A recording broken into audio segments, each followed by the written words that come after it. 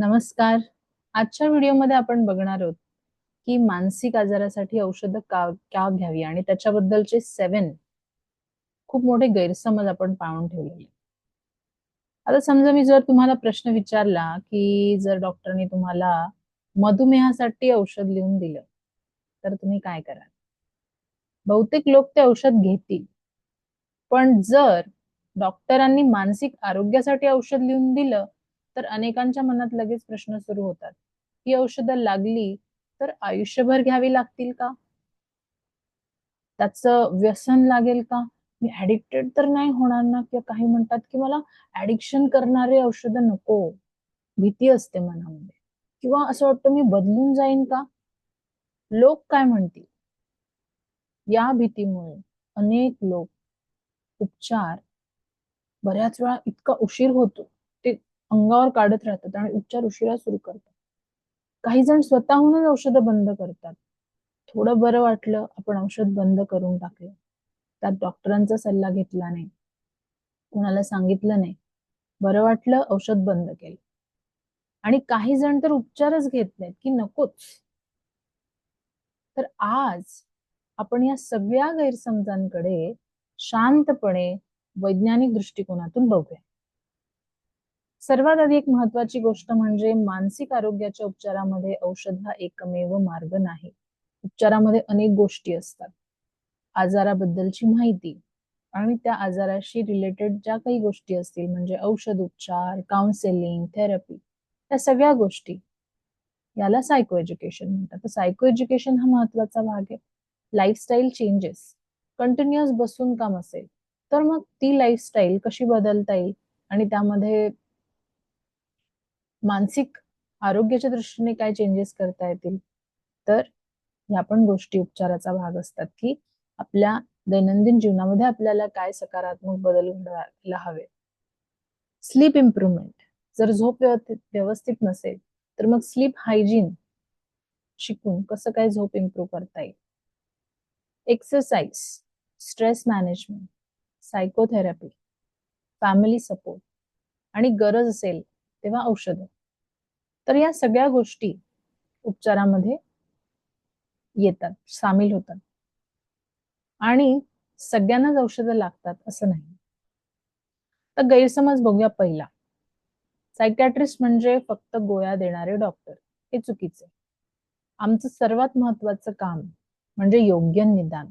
कधी कधी डिप्रेशन असू शकतं, पण प्रत्यक्षात थायरॉइडचा इम्बॅलन्स झालेला असतो आणि थायरॉइड खूप हे झाल्यामुळे त्यांचा मूड थोडा उदासीन असू शकतो किंवा व्हिटॅमिन B12 ची कमतरता असू शकते. घरामध्ये काही दुःखद घटना झालेली असते. कधी झोपेचा गंभीर विकार असतो. म्हणून औषध लिहिण्यापूर्वी का बरं हे होतं, म्हणजे जो त्रास होतोय त्याचं कारण काय असू शकतं यापर्यंत आपण पहिल्या म्हणजे असेसमेंट सेशन मध्ये हे करतो. ठीक आहे. त्यामुळे फक्त गोळ्याच असतात असं नसतं. तर जो प्रॉब्लेम असतो त्याचं मूळ कारण आपण समजून घेतलं जातं आणि मग त्यावरती औषधं दिले जातात. गैरसमज दुसरा, सर्व मानसिक आजारांमध्ये औषधच लागतं. नाही, सत्य आहे नाही. उदाहरणार्थ, जीवनात एखादा तात्पुरता ताणतणाव आला, कामाचा ताण, नात्यातील मतभेद किंवा ऍडजस्टमेंट इश्यूज, यामध्ये अनेक वेळा समुपदेशन, काउन्सिलिंग किंवा मग सायकोथेरपी त्याबद्दल त्याच्या मुळासकट जाऊन त्या गोष्टीवरती काम करणं हे सुद्धा पुरेसं असतं.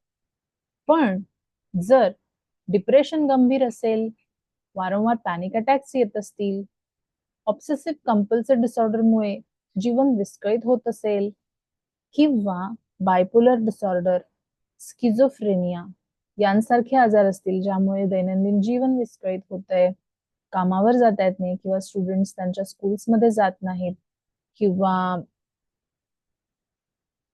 त्यांच्या मित्रमैत्रिणींबरोबरचा कॉन्टॅक्ट कमी होऊन जातो, सोशल लाईफ डिस्टर्ब होते, तर औषध उपचारांचा महत्वाचा भाग असू शकतात.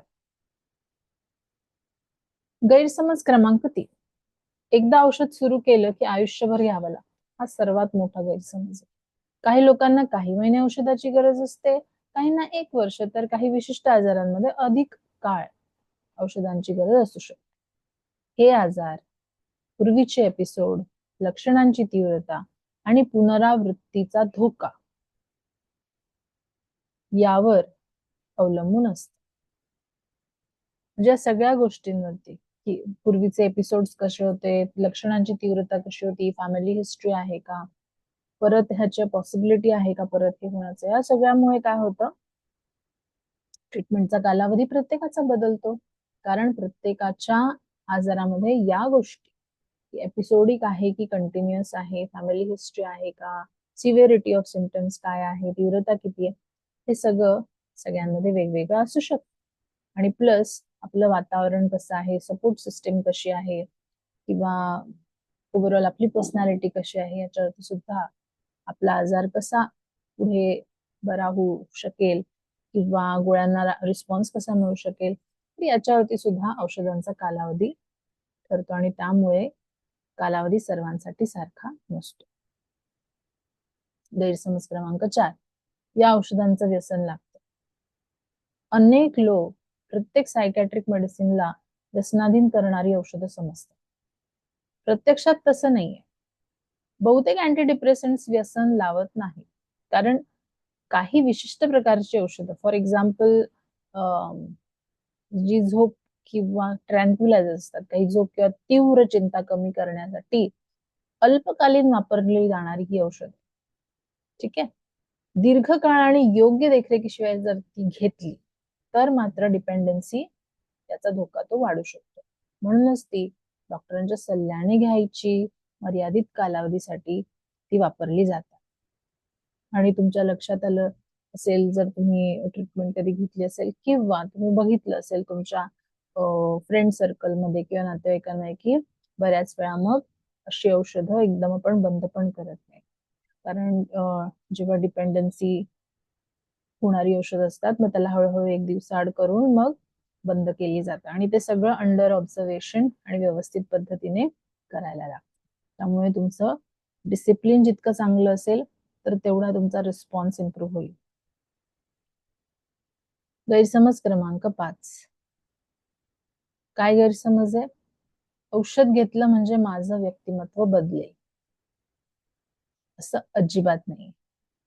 योग्य औषध तुमचं व्यक्तिमत्व बदलत नाही. उलट जे डिप्रेशन, अँझायटी, ओसीडी किंवा पॅनिक तुमचं खरं व्यक्तिमत्व या आजारांमुळे ते झाकलं जात होतं, त्यातून बाहेर पडायला तुम्हाला औषधं मदत करतात. अनेक रुग्ण नंतर म्हणतात, डॉक्टर आता मला पुन्हा माझ्यासारखं वाटतंय. ही किती मोठी गोष्ट आहे.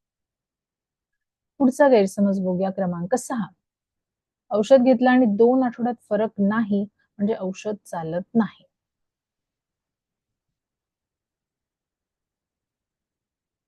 सत्य काय?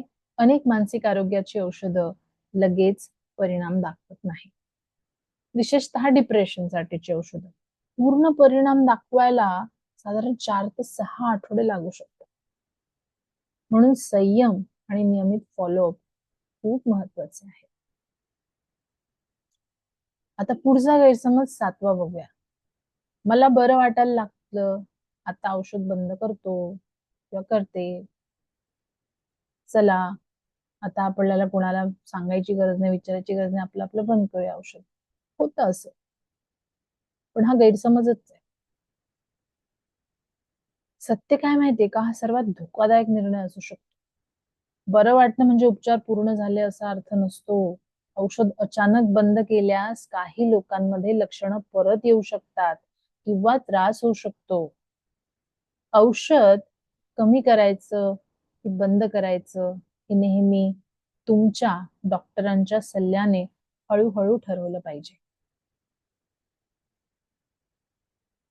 मग औषध कशी आवश्यक असू शकतात बघूया. प्रत्येक व्यक्ती वेगळी असते, पण खालील परिस्थितींमध्ये सायकॅट्रिस्ट औषधांचा विचार करू शकतात. मॉडरेट टू सिव्हिअर डिप्रेशन, डिप्रेशनची तीव्रता इतकी जास्त आहे की आयुष्य जगण्यात आता अर्थच नाहीये, असे विचार येणं सतत, किंवा त्या जीवन जगण्याच्या ह्याच्यामधून स्वतःचा इंटरेस्टच कमी होणं, तर त्यामुळे अशा वेळी डॉक्टरांना दाखवणं महत्वाचं आहे आणि मग औषधं दिली जातात. डॉक्टर अजून कशामध्ये औषध देतात? सिव्हिअर अँझायटी म्हणजे पॅनिक वगैरे पण त्याच्यामुळे होतं, बरोबर? तर पॅनिक होतं, सिव्हिअर अँझायटी होते, ओसीडी होते, बायपोलर डिसऑर्डर, स्किझोफ्रेनिया, काही एडीएचडी रुग्ण, tension deficit hyper activity disorder, झोपेचे काही गंभीर विकार, या सगळ्यामुळे. पण प्रत्येक वेळी निर्णय हा व्यक्तीच्या संपूर्ण मूल्यमापनानंतर घेतला जातो. माझा रुग्णांना नेहमी एक प्रश्न असतो, मी त्यांना विचारते, तर तुमच्या शरीरात इन्शुलिन कमी तयार होत असेल तर तुम्ही इन्शुलिन घेणं लाजिरवाणं समजाल का? आणि मग उत्तर येतं नाही. मग जर मेंदूच्या भागामध्ये एखाद्या काही कारणामुळे निर्माण झालेल्या बदलांसाठी जर उपचारांची गरज असेल, औषधांची गरज असेल, तर त्याच्यामध्ये लाज कसली? जसं इन्शुलिन तयार करणार पॅनक्रियाज आपला ऑर्गन आहे, शरीराचा एक अवयव आहे, तसंच मेंदू सुद्धा आपल्या शरीराचा एक अवयवच आहे आणि तो महत्वाचा भाग पण आहे. सगळे अवयव आपापल्या ठिकाणी महत्वाचे आहेत. मग जेव्हा मेंदूची वेळ येते तेव्हा आपण त्याला वेगळ्या प्रकारे ट्रीट का करतो? तर मेंदूमध्ये आज निर्माण झालेल्या बदलांमुळे जेव्हा औषधं घ्यायची गरज येते तेव्हा लाज कसली? मेडिसिन्स म्हणजे कमजोरी नाही. मेडिसिन्स म्हणजे उपचाराचा तो एक भाग आहे. ते तुम्हाला मदत करतात आणि त्याचा एक व्यवस्थित कोर्स फॉलो केला तर हळूहळू बरीच पेशंट्स औषधांपासून म्हणजे वंचित राहून सुद्धा, म्हणजे औषधं नाही घेतली किंवा बंद केली आपण तरी ते काही काळ व्यवस्थित राहतात. मग त्यांच्या आजाराच्या स्वरूपाप्रमाणे जर एपिसोडिक नेचर असेल तर पुन्हा तो त्रास होतो, आजार होतो. आणि जर काहींना परत गरजच पडत नाही, तर अशा प्रकारे प्रत्येकाचा रिस्पॉन्स वेगळा असतो. पण औषध म्हणजे उपचाराचा एक भाग आहे. आणि जसं पॅनक्रियास हे ऑर्गन आहे, तसंच मेंदू हे एक ऑर्गन आहे. हा खूप महत्वाचा भाग समजून घ्यायचा आहे, कारण आपल्या शरीरातले हे वेगवेगळे अवयव आहेत, पण आपण काहींना मात्र खूप महत्व देतो आणि मेंदू सारख्या अवयवाला दुर्लक्षित कसं करू शकतो, हा प्रश्न स्वतःला विचारणं खूप आवश्यक. अंतिम संदेश हाच राहील की औषध घ्यायचं की नाही हे युट्यूबवरचा एखादा व्हिडिओ पाहणं, इंस्टाग्रामवरची रील पाहणं किंवा शेजारच्यांच्या सल्ल्याने ठरवू नका.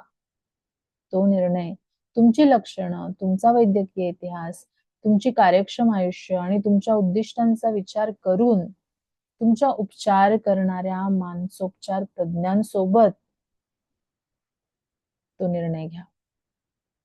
माझं ध्येय प्रत्येकाला औषध देणं नाही, माझं ध्येय प्रत्येकाला योग्य उपचार मिळवून देणं आहे. कधी त्यात थेरपी असते, कधी लाईफस्टाईल बदल असतात, कधी दोन्ही असतात आणि कधी औषधही महत्वाची भूमिका बजावतात. आणि जर तुम्हाला असं वाटत असेल की या व्हिडिओमुळे कोणाला फायदा होईल अजून, त्यांनाही तुम्ही हे गैरसमज दूर करण्यासाठी हा व्हिडिओ शेअर करू शकता. काही व्यक्त करायचं असेल कमेंटमध्ये तुम्ही व्यक्त होऊ शकता किंवा टॉपिक सजेस्ट करू शकता आणि आपण पुढच्या भागात भेटूया. थेरपी म्हणजे नेमकं काय, फक्त बोलणं की वैज्ञानिक उपचार. तोपर्यंत आपली काळजी घ्या. भेटूया पुन्हा. नमस्कार.